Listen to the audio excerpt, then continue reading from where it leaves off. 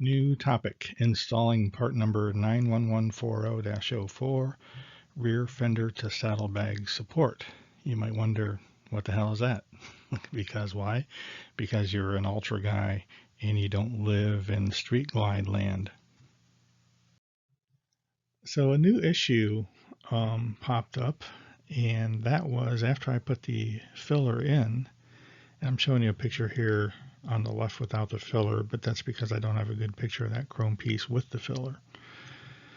But when I put the filler in and then mounted the bags, I could see that the filler was flush. It filled up all the space between the fender and the bag on the top, but on the bottom it was separating a little bit.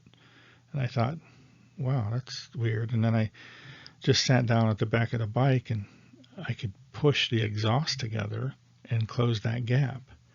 And then I realized, well, the exhaust has some spring to it, and it's kind of winning the battle here of trying to separate the baggage hardware, because the exhaust is hung from the baggage hardware. So if it wants to spring outward, it's going to take the baggage hardware with it and do a little battle with that big chrome strip. And the compromise is it moves outward, a half inch or more on both the bottom of both bags. So then I realized that goes back to the removal of the bumper. The bumper was attached to that bag hardware, the black hardware piece, on the inside bolt. And when I removed it, that allowed the exhaust to eventually spread out a little bit. Now, it might not have spread out right away, but over the course of a few days, it did.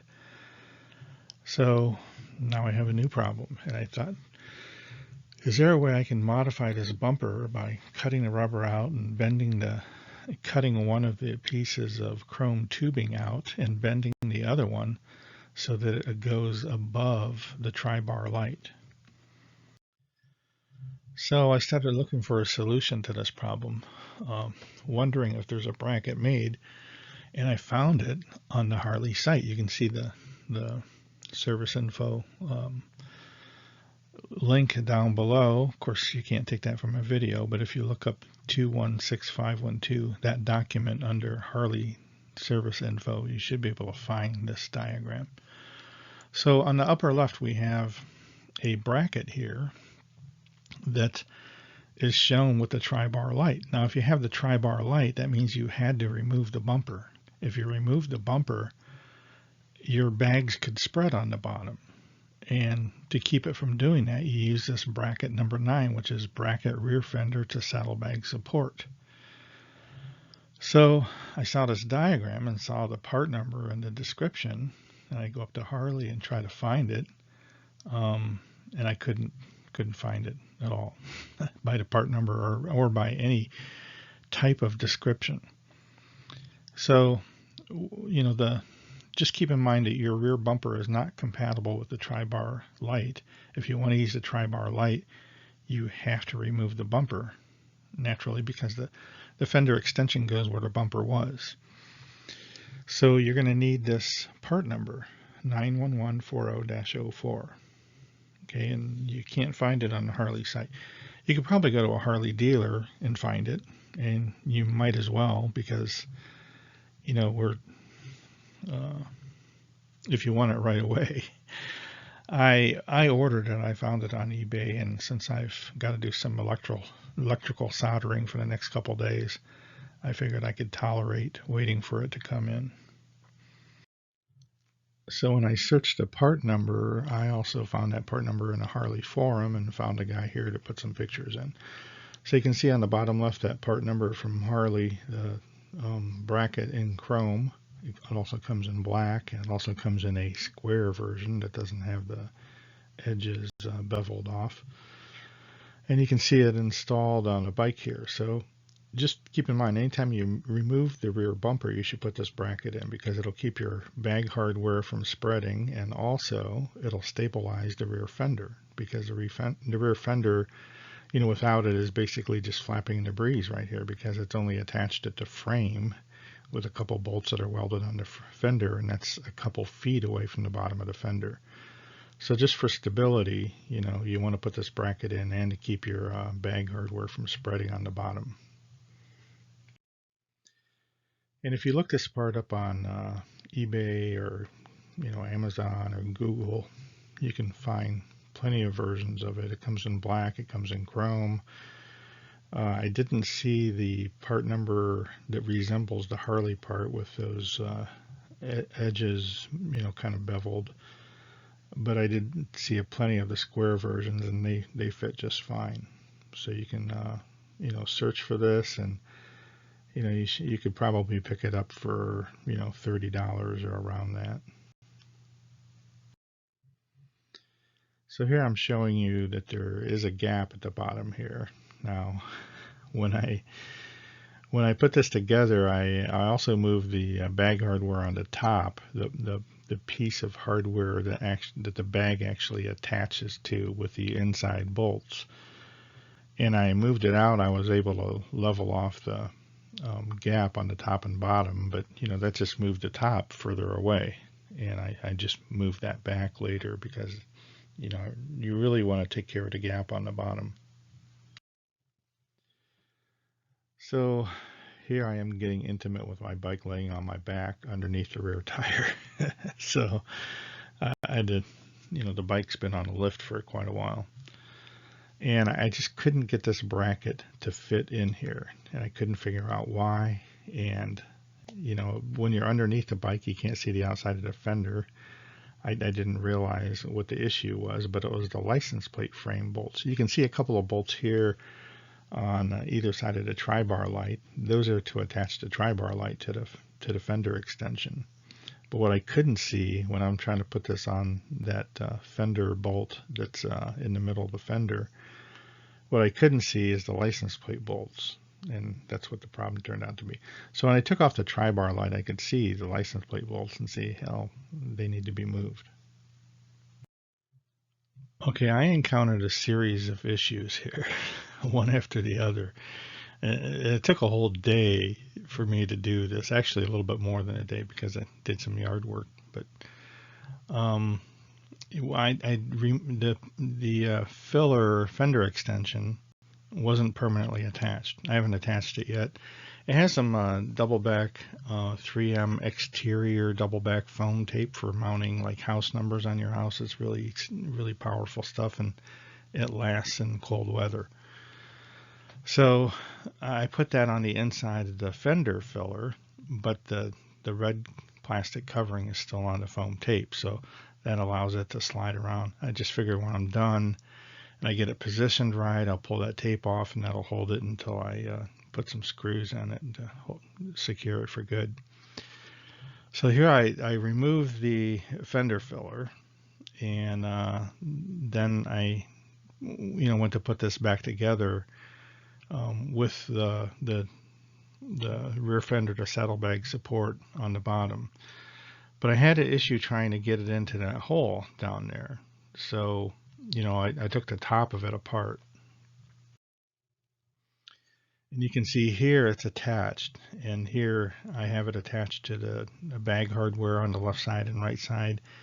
And also the middle part of that is on the bolt on the inside of the fender. And of course, you can tell I removed the license plate frame too.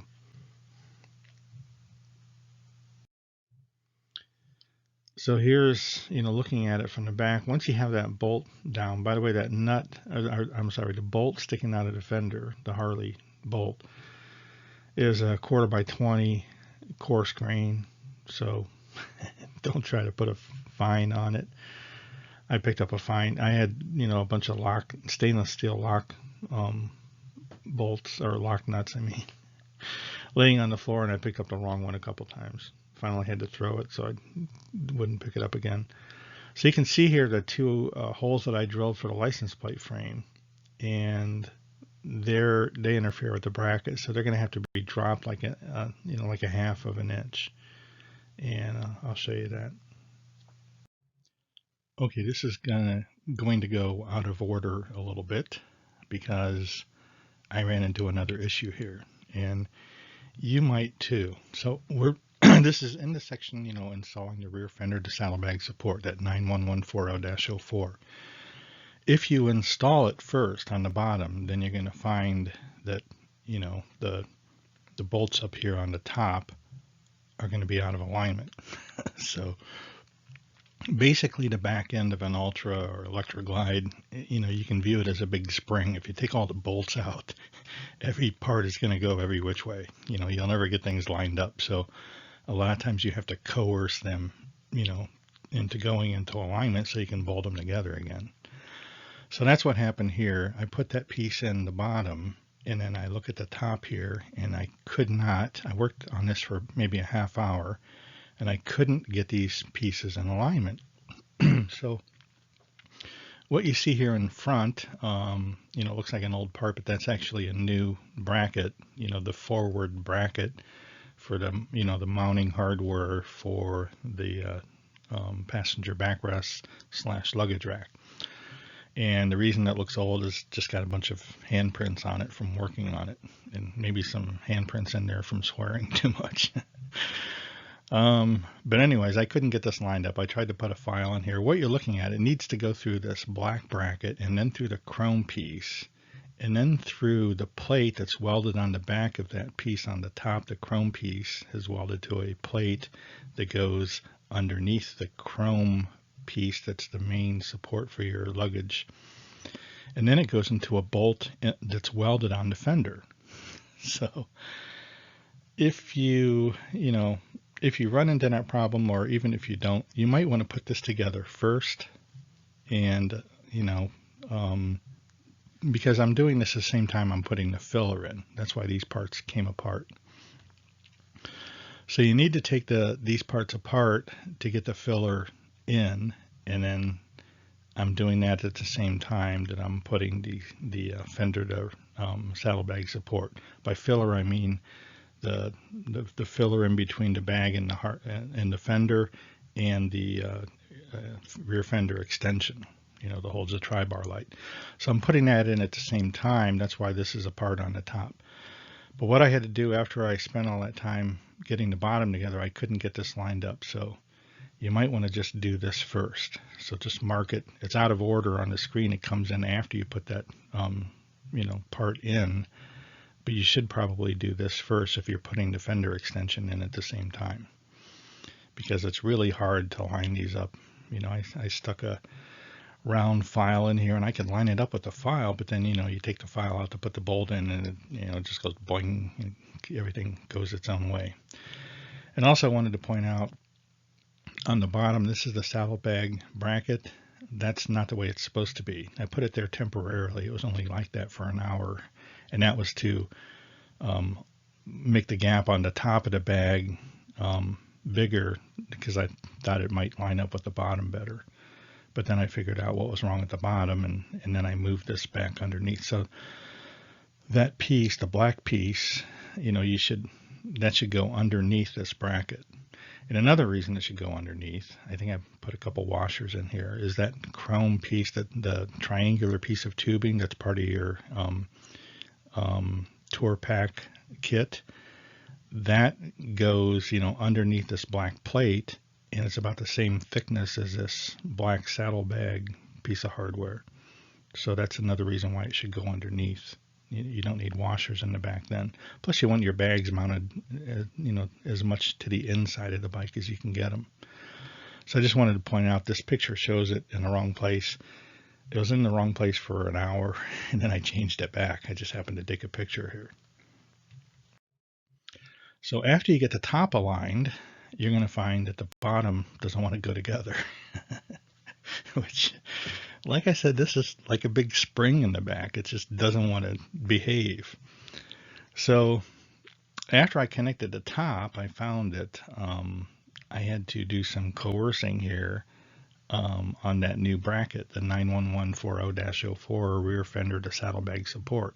I had to do some coercing on it to get it to line up, and get it in that hole. You can see here it sprung way up. You can see actually part of that bracket, the chrome piece. It's like 3/4 of an inch higher than the hole that I'm trying to get it in. So one thing I was thinking about doing here is I just got a floor jack, and I was going to just jack it up, and I thought, well, it'd be easier if I could use a crowbar and pry it. So this is something that you do if you feel like you can do it right. I actually had a knee underneath the exhaust, and I used this crowbar to leverage up that chrome piece a little bit and line it up with a hole. And it gave way really easy, and it was a lot easier than putting a jack underneath the car and trying to lift the black bracket up to meet the chrome piece.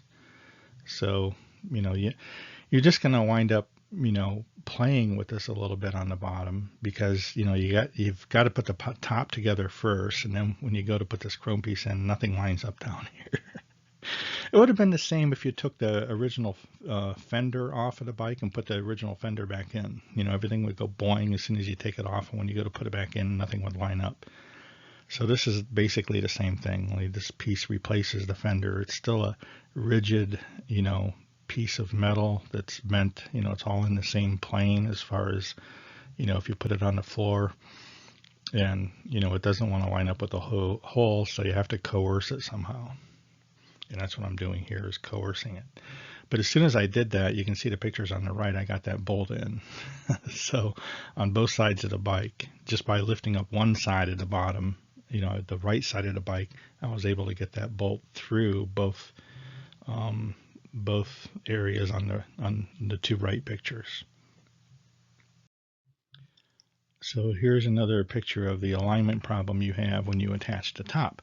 Like I said, the top, you can't use leverage on the top because you have one hole that has to go through that black bracket, then the chrome piece that's the main hardware for your bags, then it has to go through that plate that's welded to the frame piece that you cut off, or maybe you didn't cut it off, and then it has to go through a bolt welded on the fender, and it's really hard to line that up. So put that, get that lined up and put it together first, and then you can address this issue on the bottom. And you can see on the upper left photo that it's going to be way out of alignment when you go to put it together again. So, you can use a floor jack, to jack up this chrome piece, and that would help a little bit. Or you can just, fool with it. I used a crowbar and just pried things back and forth a little bit and put a file in there and move things around a little bit. Eventually, I got them lined up good enough to put a bolt through it. And this time I put the head of the bolt on the inside because I'll show you later. I was going to use the extended part of the bolt and get a little bit longer bolt to mount the antenna bracket. So I wanted the bolts facing rearward instead of forward. So anyways, this is going to be a little bit frustrating. Just deal with it. You might swear a little bit. It might take you an hour to get this lined up and put together, but eventually you'll win the battle. So here you can see that I found a new place to put the license plate bracket. And let's see what else here. The metal tap screws that attach to the tri-bar light. If you haven't permanently attached the fender extension, which I suggest that you don't do it. Like I said in the previous slide, I put this 3M outdoor, house number tape that's, it's double-sided foam back tape, but the foam is much better. It's not, foam deteriorates. You know that from looking at speakers that are, 10 years old or 15 or 20 years old. Foam just deteriorates over time. So that's why 3M uses something that more resembles rubber in their outdoor product. And that's on the inside of the fender filler right now, but I haven't taken the red plastic off of it yet. So, I'm able to move mine around a little bit, and the last thing I was going to do is permanently attach it. And I'm glad I made that decision because I've moved it quite a few times already. So here, looking at the other side, I had to drill 2 new holes, and I guess the previous ones weren't in exact alignment, but like I said, the holes in that bracket are bigger than they need to be, and you can move things around. So again, I went through this process of gooing up the holes with more, more black Rust-Oleum paint.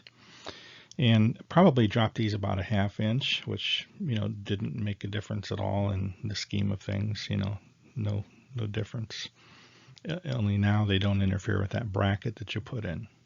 If you're doing the same kind of lighting that I'm doing for my license plate light. So this was a little bit tricky to get all this stuff together because the license plate frame is going through the fender, and then you have to screw on some lock nuts, nylon lock nuts on the back, and they're right above the tri-bar light. So there's not a whole lot of room, and you have to hold this license plate frame to the tri-bar light. So, I'm showing you another clamp here just because it's, a helpful type of clamp to have. If you used a spring clamp that's big enough to hold the license plate frame to that tri-bar light, it might crack the tri-bar light because spring clamps have some pretty big ass spring to them. And the bigger one you use, the more spring it has.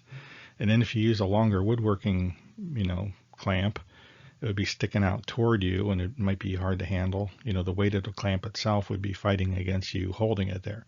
So this is a clamp here that, it's just like another helping hand. It clamps, it ratchets. There's no spring on it. It goes as tight as you want it to. So it's good in a situation like this where you want to clamp a piece of metal onto a piece of plastic to hold it there while you put bolts on the back. So anyways, this is just something you can pick up at the, some DIY store, Lowe's or Home Depot or something. And it's really helpful for holding things in place that you don't want to squish the hell out of or crack or break. So here things are going together again. I have my little flag on the top here that it's stuck on with that foam back tape. I think I'm going to later on drill a hole and maybe rivet that in there before I put the license plate light in. And this is basically the final assembly here. So the tri-bar light is all the way into fender, you can see, and then the license plate bracket has already been attached, and this is a license plate frame on the top. So anyways, this type of clamp here is really kind of handy to use if you don't have a helping hand. New topic, relocating the FM and CB antennas. Now, this, I'm not finished with this yet because I'm out riding. I don't care whether I have a radio or not right now. But I have some solutions that I wanted to talk about. Okay, I still don't have the filler in yet, and it's ready. It's painted. It's got a few coats of paint on it. Really nice paint job.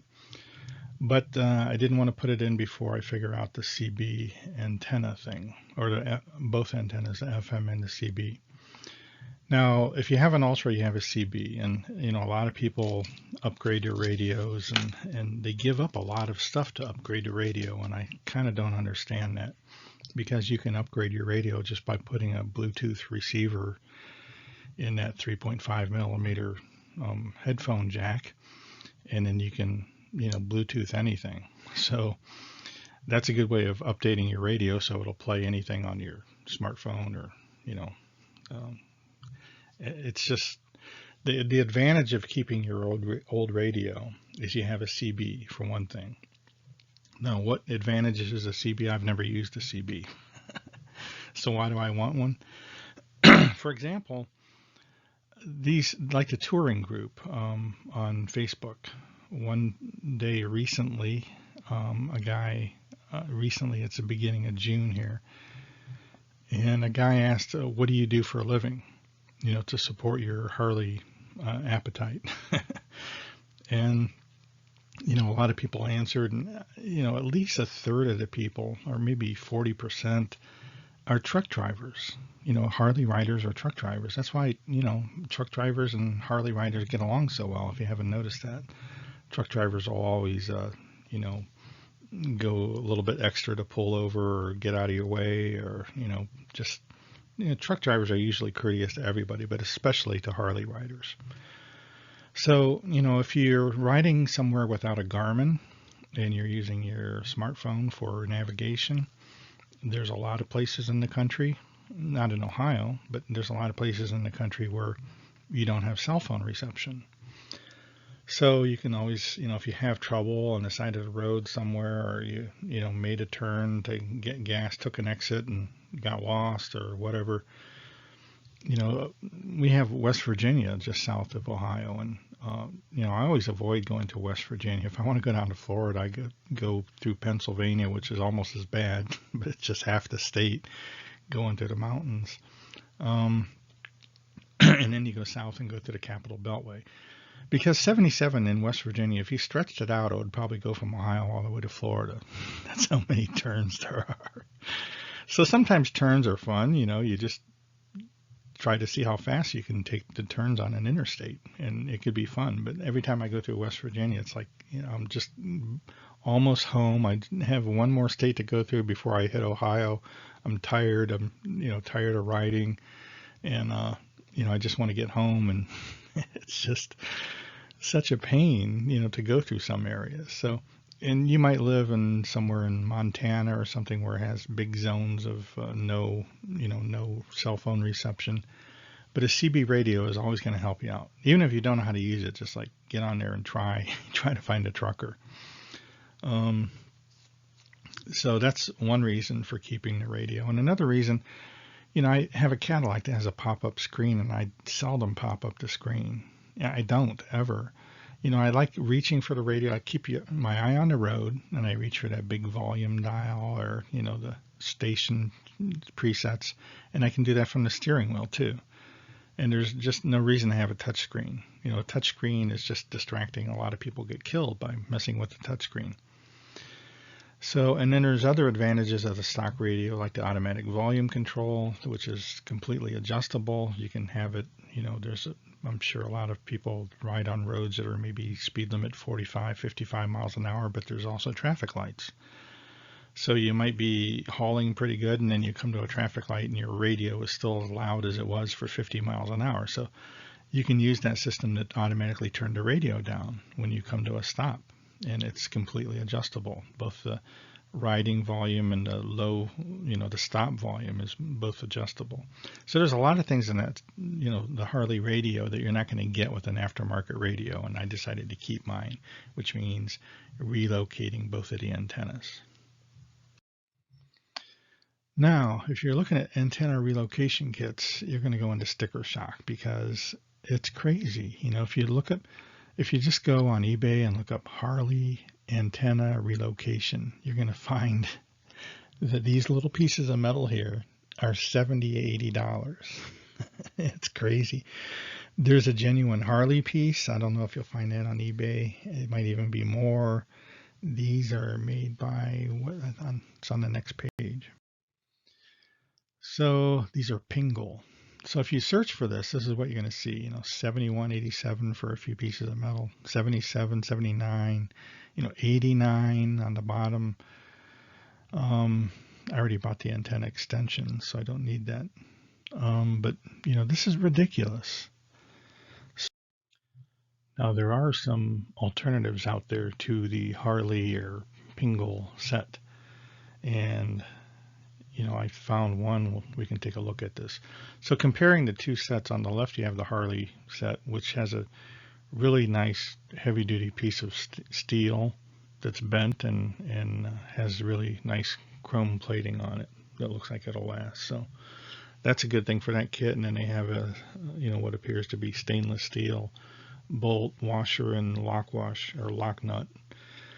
But the other pieces are a little questionable. The piece that the antenna actually threads onto looks like, pot metal.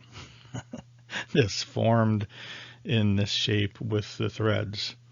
And, it just doesn't look very high quality. Neither do the little nuts. The washers are probably okay. On the right side, here's a piece that's made to mount to any, round piece of tubing anywhere, actually made for a truck.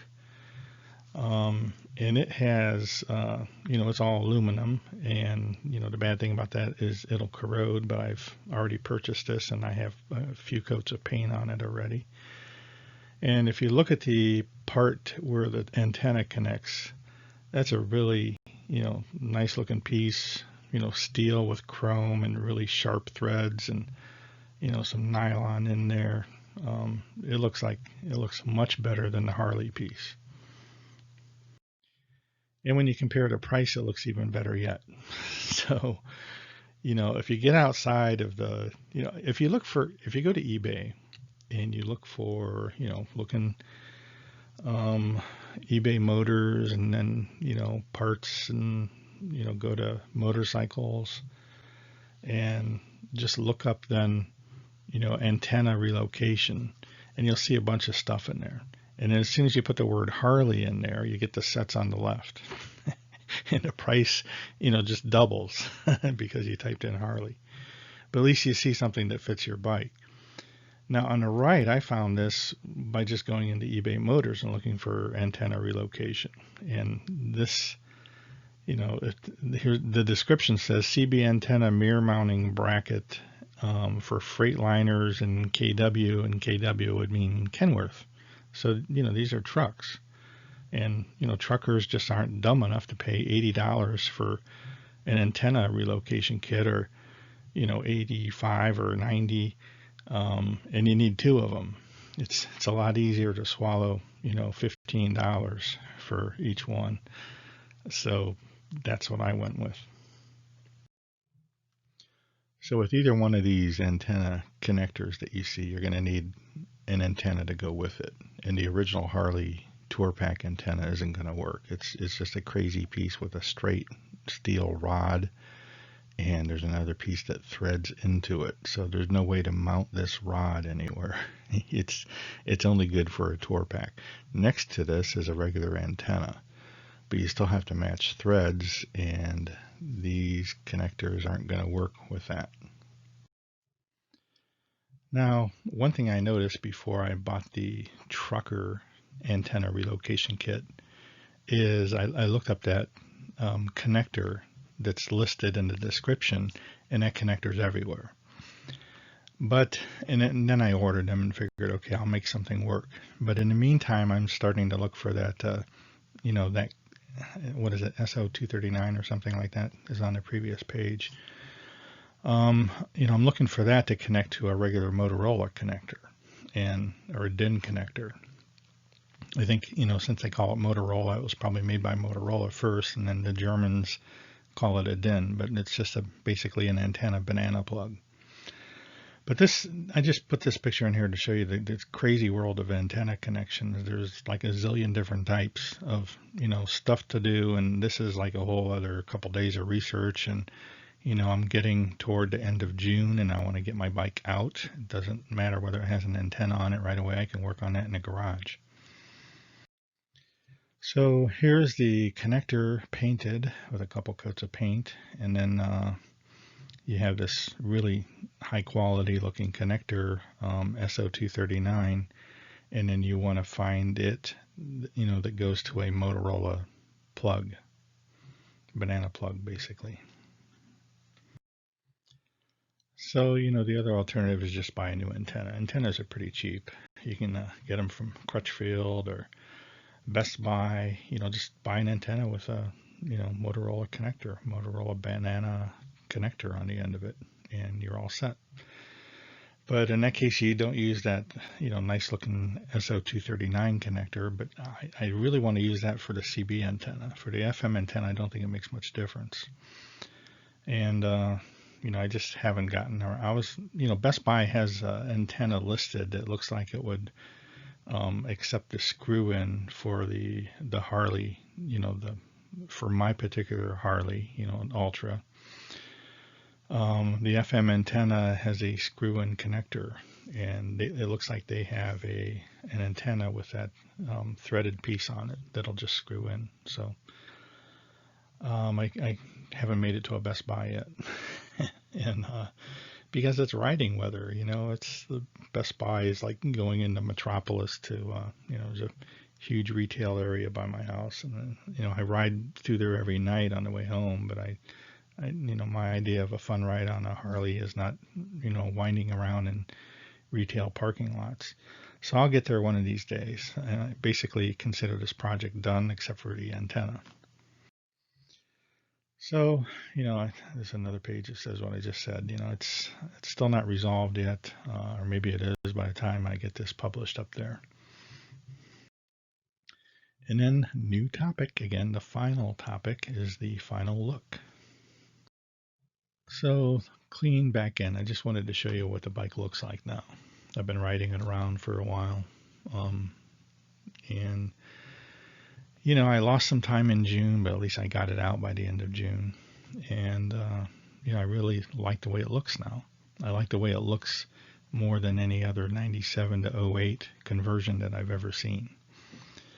So, it's nice clean fender design. It kind of looks new wave a little bit in the back, and the fender, the license plate frame, I really like it. I like the curved frame, and I like where it is, and just everything turned out pretty good after all that work.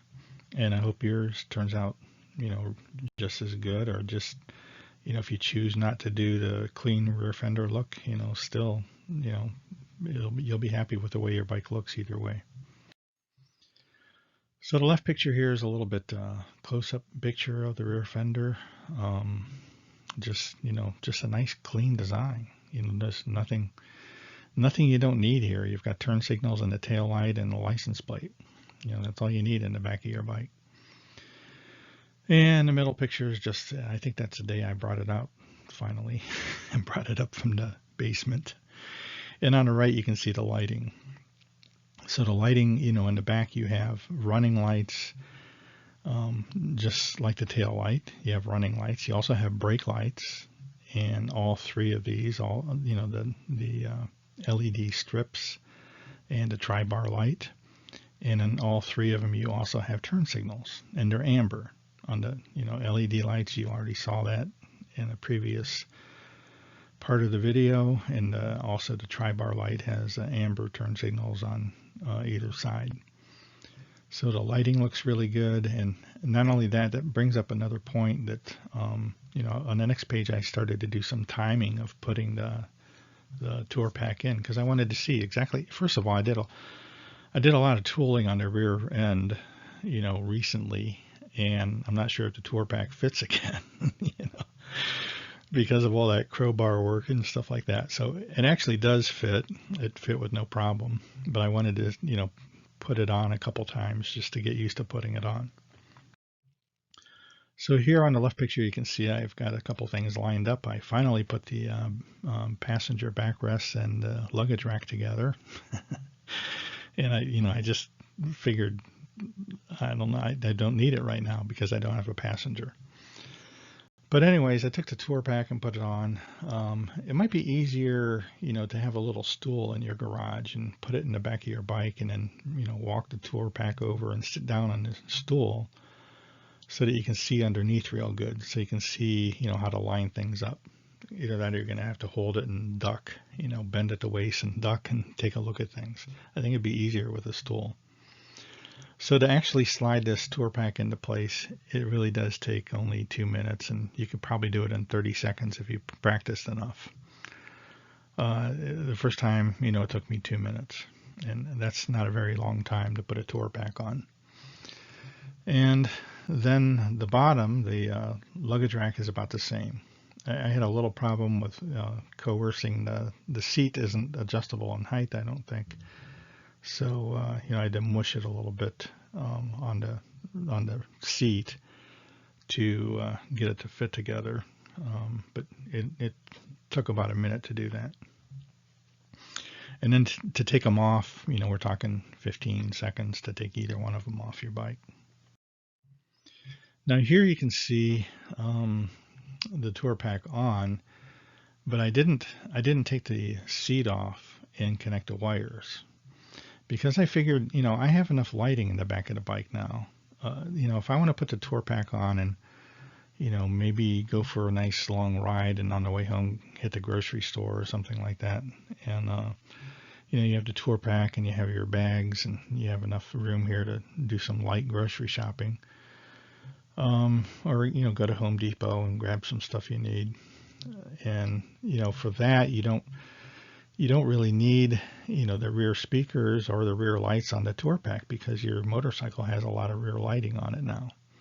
So, there's two ways of doing this. You can, You can put it on in 2 minutes, or you can take the seat off and then take a pair of wire cutters, which you should probably keep in the saddlebag now, and along with a bunch of other nylon wire ties. And if you want to if you want to connect the cables, you just snip the cables on top are the 3 cables that go to the Tour-Pak. The rear wiring harness is underneath. So those are put away and tied down.